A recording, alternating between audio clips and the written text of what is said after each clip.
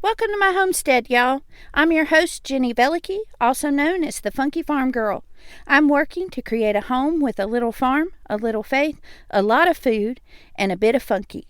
I'm learning all about growing and preserving our food supply, raising chickens and children, and becoming more self-sufficient while leaning hard on Jesus. And I want to take you along for the ride. So grab yourself a cup of something wonderful and let's visit a while.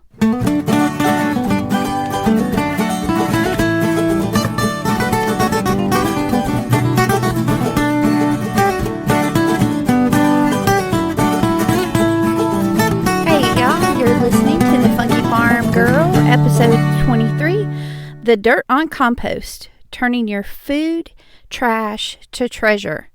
This is the Funky Farm Girl, Jenny Velicky. I'm so glad you're here this week. And we start off every episode with an update on what's happening on our homestead. So let's get started.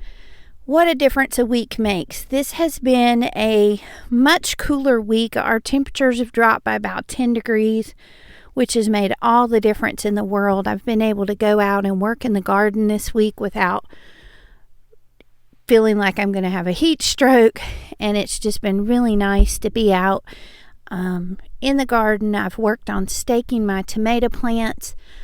I actually planted way too many, way too close together, and as a result, they're very tall and skinny and top heavy.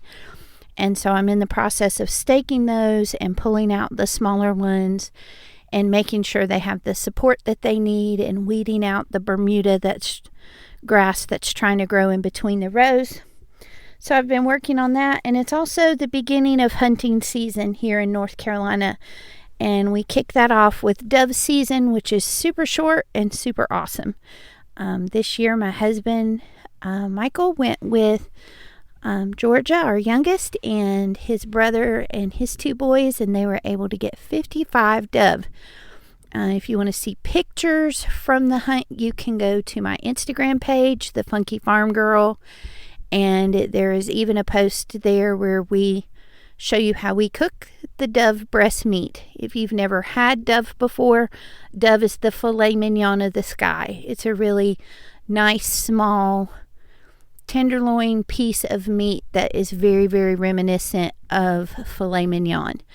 We do ours wrapped in bacon with mozzarella and jalapeno, and it was delicious.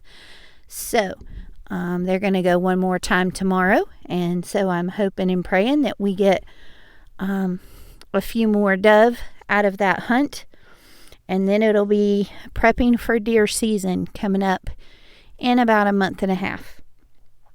So today let's talk about the dirt on compost.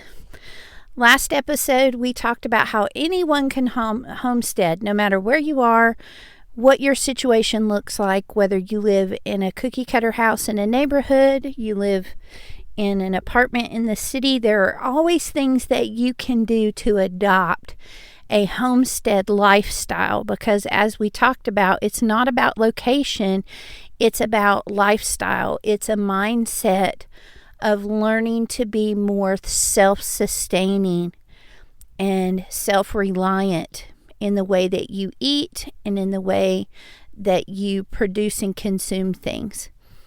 And so this week I really wanted to hone in on one thing that practically anybody can do no matter where they live, and that is composting.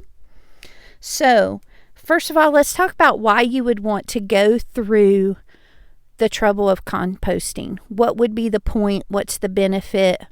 Why do you even want to bother? Well, first of all, it reduces trash in landfills.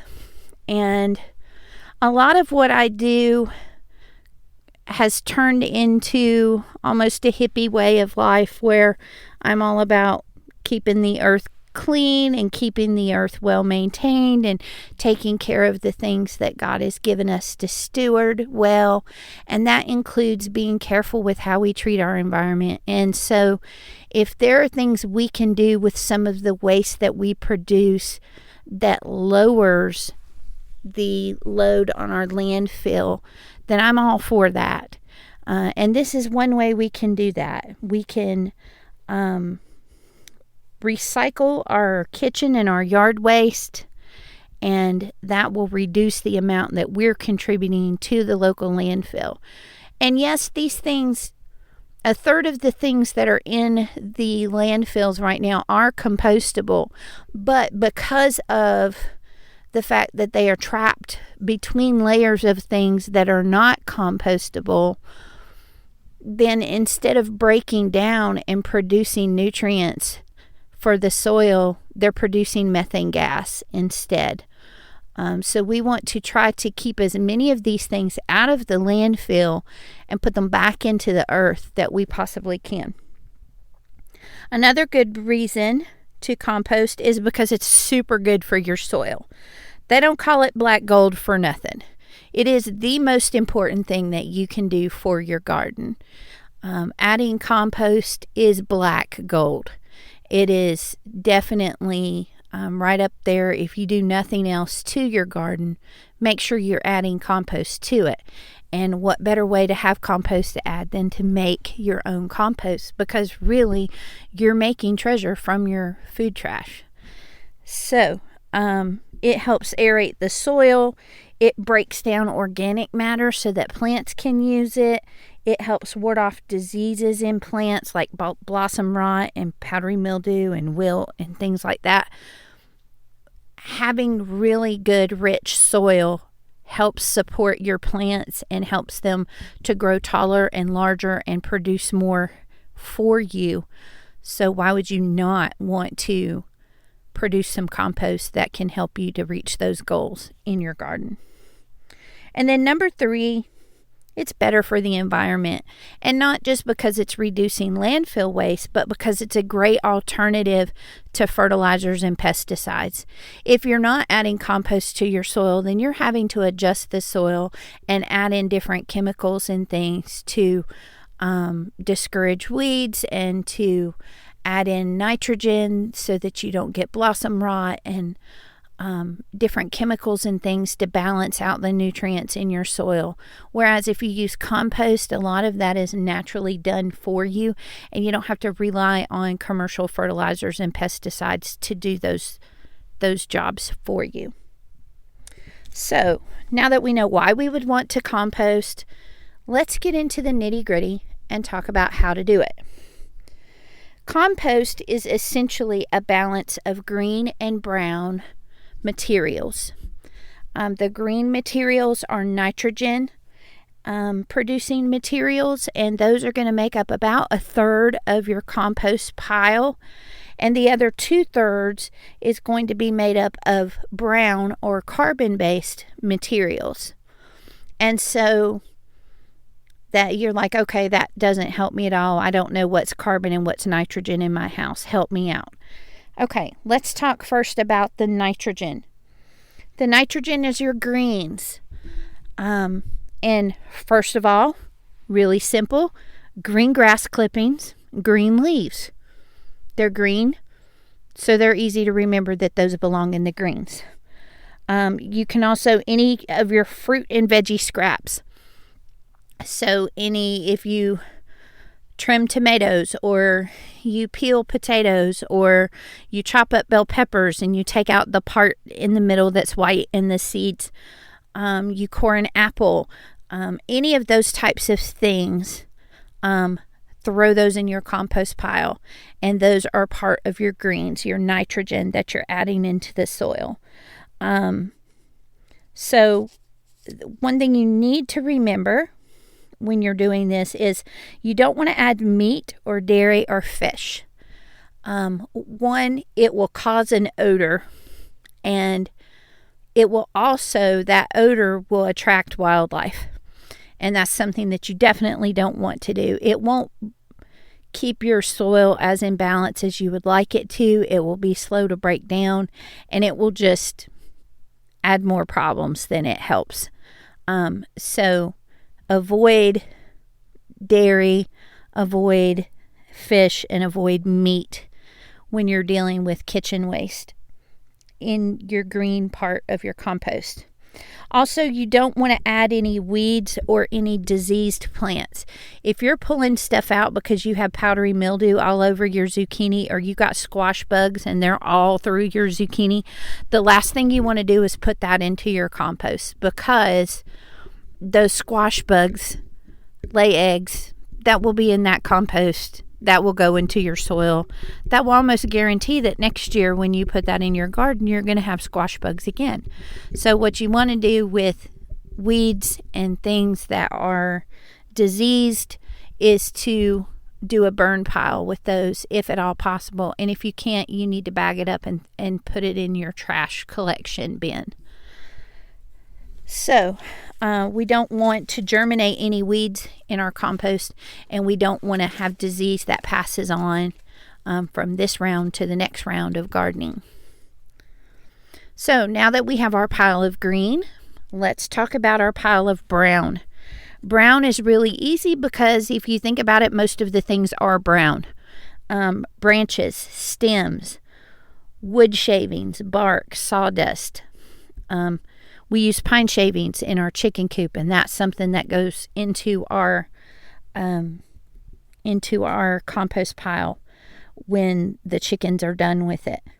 Shredded brown paper, coffee filters, coffee grounds, banana peels, pine needles, straw, wood ash. When you're doing wood ash, make sure that all that you're putting in there is just wood. Or wooden leaves. You don't want to add, for example, if you've done any kind of like printed cardboard or things like that would have printing and inks and things like that, you don't really want to add that into your compost. So those types of things would be better off being saved for something else, or just left out altogether. And then eggshells. Eggshells are the one thing that aren't really brown. But the rest of those are things that are usually brown in color. And so you can remember those are the carbon things. Those are the things that we want to make sure that we're adding in. And again, 2/3 of our pile is going to be made up of those types of things. And then the other pile is going to be made up of greens, which is about 1/3.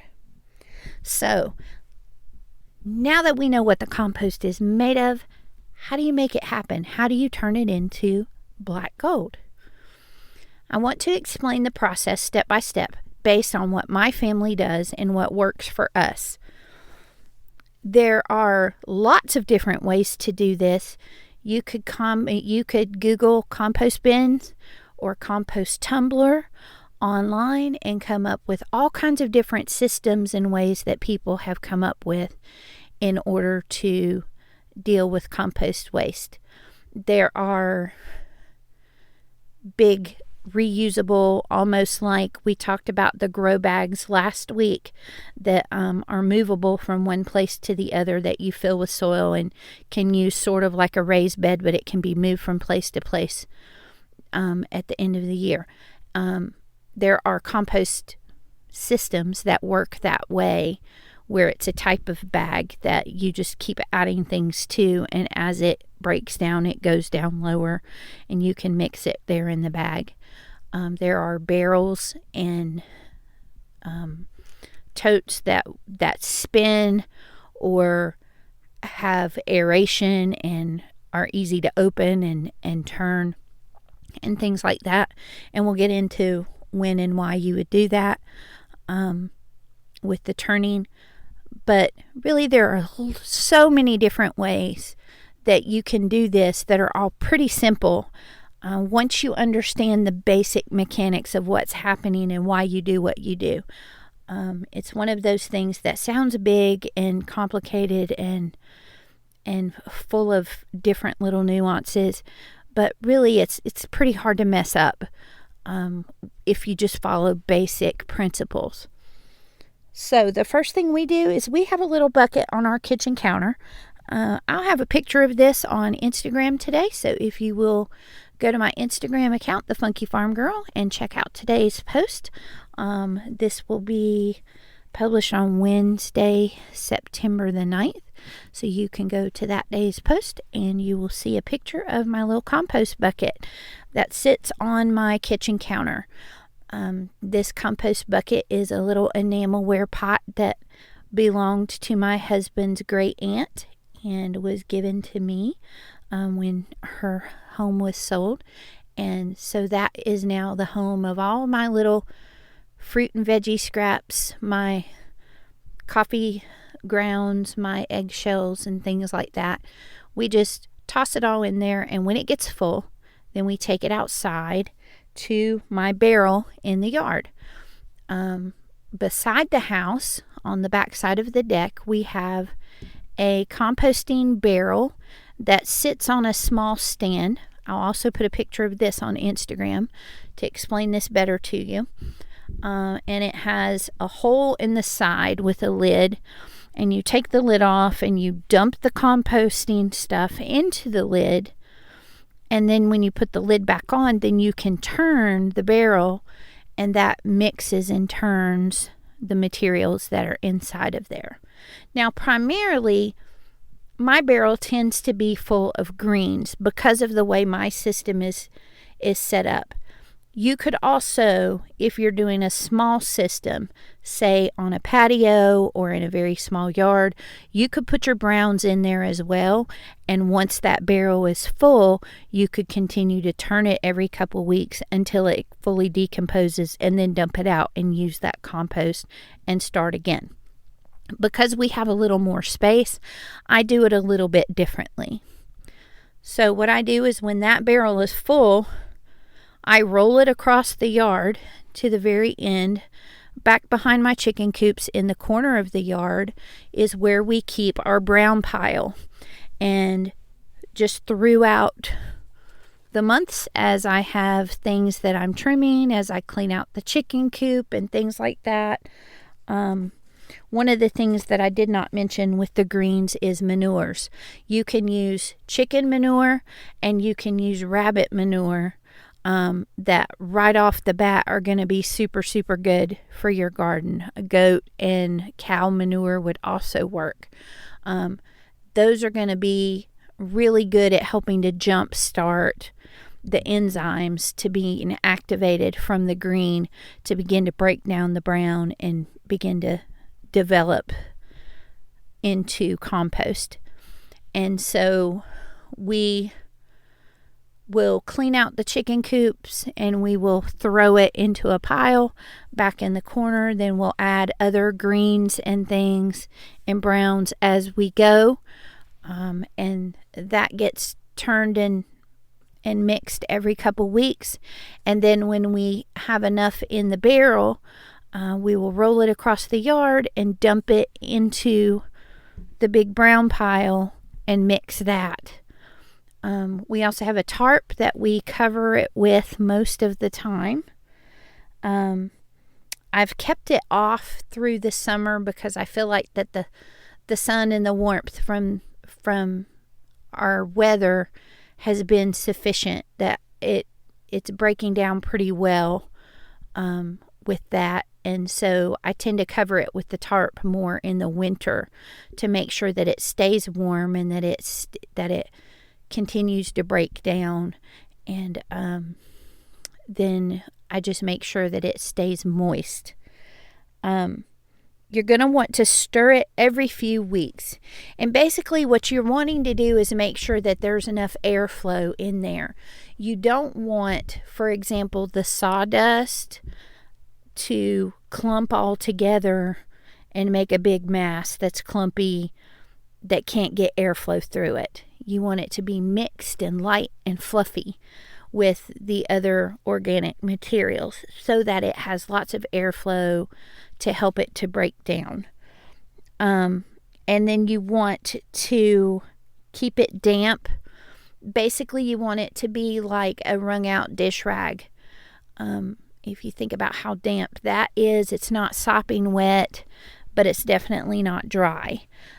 So you want to lightly mist, or sometimes in the spring, for example, the rain that we get is plenty, and sometimes you might be getting too much rain and you might want to cover it with the tarp or carpet remnants or whatever, plastic, to make sure that it's not getting too wet, and then uncover it when it's warmer and drier, and you can keep stirring it every couple weeks, and that just again gives you some aeration and helps it to encourage it to break it down. Another thing that helps, that's not actually required, but it helps to break it down more quickly, is to make sure that the pieces that you put in there are small. You can absolutely take whole eggshells and throw them in there. You can absolutely take an entire banana peel and throw it in there. You can take a whole apple core after your kid eats the apple and just throw it in there, and it will eventually decompose. However, if you take the extra minute or two to cut it up into smaller pieces before you put it into your compost pile, or before you throw it into your little bucket on the counter, it will break down faster, and that compost will be ready sooner for you to use. So basically what I do is I gather these things all year long, and then when it starts to get cold, I will tarp it, cover it with the tarp, and I put bricks around it to hold it down so the tarp doesn't blow away, and I let it sit and cook all winter. And then in early spring, when the weather is just starting to warm up and it's not freezing as much during the day, and the days are starting to get warmer but the nights are still kind of cold, I'll uncover it and start to turn it again and see if it's ready to put on the garden in the spring before I plant. And generally I can get one good pile a year by following that system. Again, if you don't have the yard space, it's very easy to do in a small tumbler type system or a small bin type system that is self-contained in one little spot. You could do this feasibly in a Rubbermaid tote that has holes drilled in it for drainage and aeration, on a apartment balcony. It's really up to you the way you determine how to do it best in the situation that you're in, but it is something that pretty much anybody can do. And so if you're interested in beginning this part of a homestead lifestyle and you want to be able to use those scraps from your kitchen without just throwing them away, and you want to be able to use yard waste and things like that, it would be really, really easy to do. And incidentally, if you live in an apartment and you don't have access to lots of yard waste and things like that, you could get it from the groundskeepers in your apartment complex. You could easily just buy, we get a large bag of pine shavings that we buy for like $5 for quite a large bag. And you could use that to help balance out and help you get some of the browns. There are lots of different things that you could try that would help you to balance out that brown to green ratio and keep it balanced and still be able to produce compost in an apartment. So this week, I want you to show me your compost setup. I'll share mine on Instagram on Wednesday, so be looking for the pictures of my pile and my barrel and my bucket on the counter. And I'd be anxious to see your setup too. And then tell me how you use compost in your garden. Have you ever done your own compost before, or will this be the first time? Hop onto Instagram at the Funky Farmhouse and the Funky Farm Girl and share with me what you're doing to begin composting, or show me what system you already have set up. Next week, we'll be talking about putting the garden to bed for the winter, all the things you need to do, either after your summer crops are done, if you're not going to do a fall garden, or once your fall garden is finished, what do you do to help your garden rest before you plant in the spring? What can you do now to give it a good jump start? So stay tuned next week. Thanks for stopping by, y'all. If you're inspired by what you've heard today, the best compliment you can give me is to share the Funky Farm Girl with your friends. You can stay connected by following the Funky Farm Girl on Instagram, Facebook, and YouTube. Until we meet again next week, remember to bloom where you're planted.